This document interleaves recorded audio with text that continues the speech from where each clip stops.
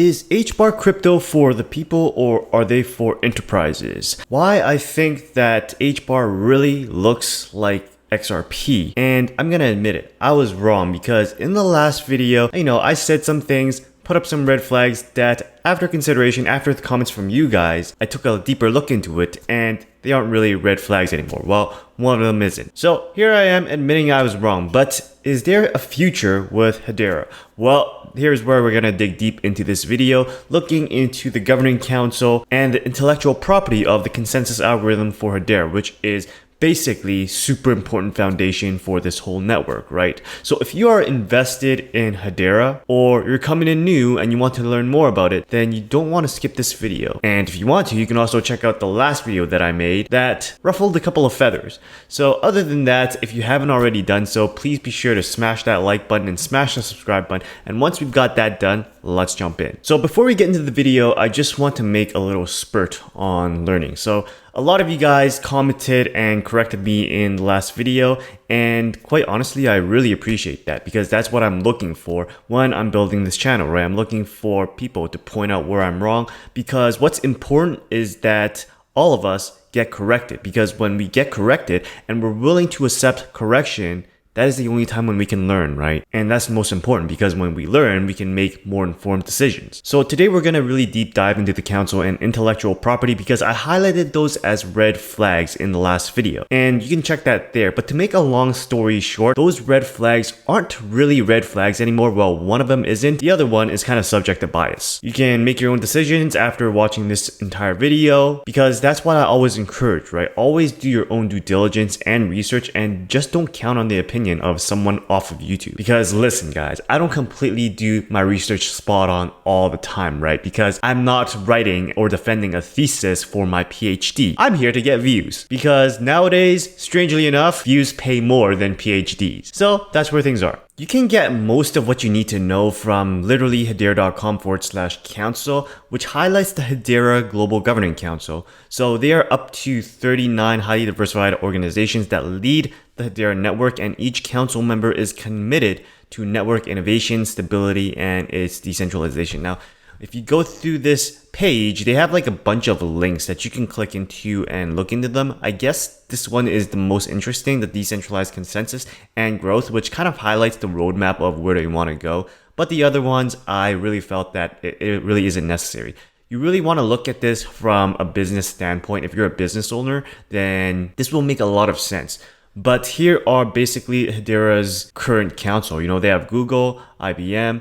One important thing is Chainlink Labs, because Chainlink is huge. And if you're not in Chainlink, maybe reconsider about Chainlink, because that's something I look to buy more of. But you could see that they right now have 26, and Ubisoft was the current and newest council member.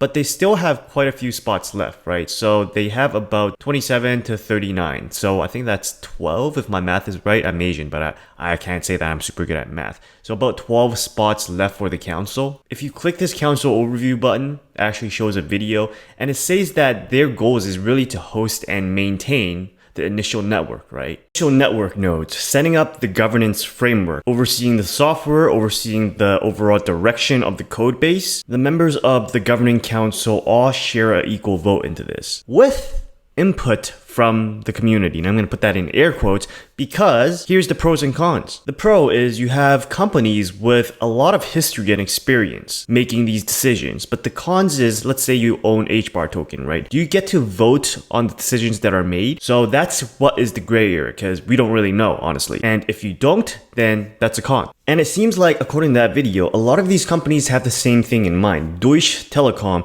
said that it is important for them to influence the future roadmap. So I really feel like a lot of the enterprises that are currently sitting on the council have that idea in mind, right? But is the way that they're going to influence the network going to be a good influence, or an influence that is more biased towards their needs and their wants? They're companies after all. So if you actually open this link in decentralized nodes, decentralized consensus and growth, that actually opens to this PDF, which does look fairly technical right now, but if you actually look through the graphs, it's actually not. So where Hedera right now is they're at public permissioned, and they're trying to move from public permission to public permissionless. So basically what you need to know is basically this roadmap here. So I believe we are still in phase 1. Again, correct me if I'm wrong, because I am not invested in Hedera. I just find them interesting to look at. But they're in phase 1, and that is where most of the consensus nodes are operated by a Hedera council member. Now phase 2 is when they have many permissioned consensus nodes, which means that there are nodes that are operated by council members and nodes that are not. So the nodes that are not are basically invited to participate in the network. And phase 3 is where they want to go, right? This is permissionless nodes, which we will see full decentralization, right?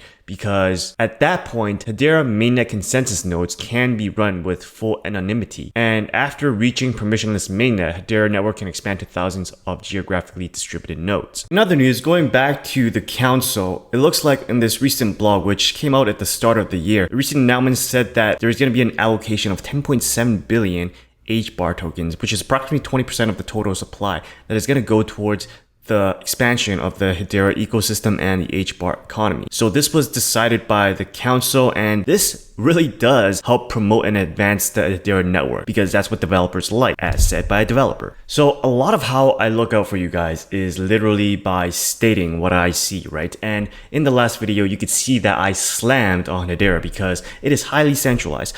But looking at things now with the comments that you guys left in the last video, it looks like, yeah, still it's centralized, but I see it moving in the direction of permissionless, which is decentralization, which is very good in the eyes of developers, right? Because we see open source as the holy grail, whereas things being kept private by companies and controlled by companies as kind of the things you want to step away from and not touch because they're evil in our eyes, right? So it looks like the good news is that the council is doing their job and doing this in kind of like a place of genuineness. But there was an update from the blog as well that said a lot of the development work has been pushed off to Swirl D's, who was the founder of that consensus algorithm, right? And I'm okay with that. I think that there is a pro to having a company control the development work, right? Because that's basically with every other blockchain, right? With Ethereum, Solana, there is a development team behind that, building and maintaining the whole entire ecosystem and the backbone of the protocol. So shout out to Michael for highlighting this to me, because I did not know about it when I made the last video. But the governing council votes to purchase HashGraph IP, commits to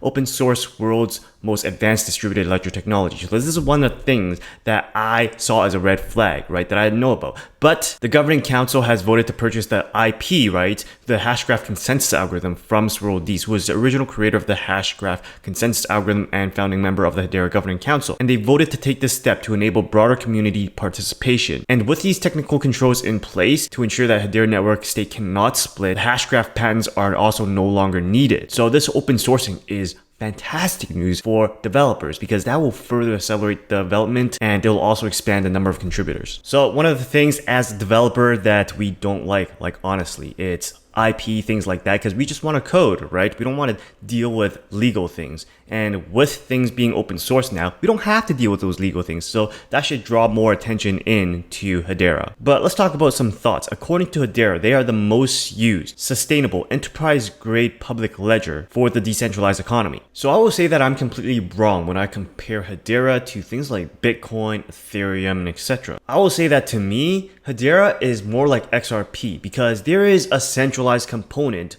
which is the council, kind of like how XRP has Ripple, right? But I really do think that decentralized factor is what is going to lead to quicker adoption, because the fact is governments, banks, and things like those traditional enterprises, they want a little bit more control, right? Things like Ethereum, they're probably going to be scared of it because they would have less control. But how do I put it? I kind of feel like some sort of Game of Thrones situation might happen with the council here. I know that they put in some terms like council members can only sit for 3-year terms. And sure, that can be a barrier, but what's to say that council members won't collude? And I say that because I am naturally a skeptic, and I'm a believer that anything human-made will always have faults or weaknesses. So again, if we look at Hedera, they're ranked 41, so they're a top 50 project, right? And total supply still bugs me. They have 50 billion tokens. Well, XRP has 100 billion, so this is half that amount. So if you're okay with that, you're okay with that. But I don't know, I feel like my upper limit is literally 1 billion. Anything over, I'm kind of like, eh. And I know what you're gonna say. You're gonna say something like, well, Ethereum does not have any limit. Well, there are only some of those rare projects, and it's a small amount of projects, and Ethereum is the only one for me which does not have a limit, and I'm okay with, just because I see the use case and the amount of adoption it has, right? It's number 2 on the list. So Ethereum for me is a really safe bet, but looking at Hedera, I also really think that is a very conservative and safe bet actually, because it has so many companies on the council backing it, sitting on the council seats, and I would believe that these companies who are industry leaders wouldn't want to see Hedera fail after putting in the effort to promote it, right? So in all honesty, there are a lot of coins that, come out in 2022 and they won't last the next 5 years. But I really do think that HBar will be one of those coins that actually last the next 5 years, and 5 years later, we'll still see it on CoinGecko. So that's all I have for you guys. If you have any other comments or corrections, let me know in the comments below like you did last time. But other than that, if you got any value from this video, please be sure to smash the like button, smash the subscribe button, check out these other videos on cryptocurrencies and passive income. And remember guys, continue working, continue building, continue inspiring. See you next time.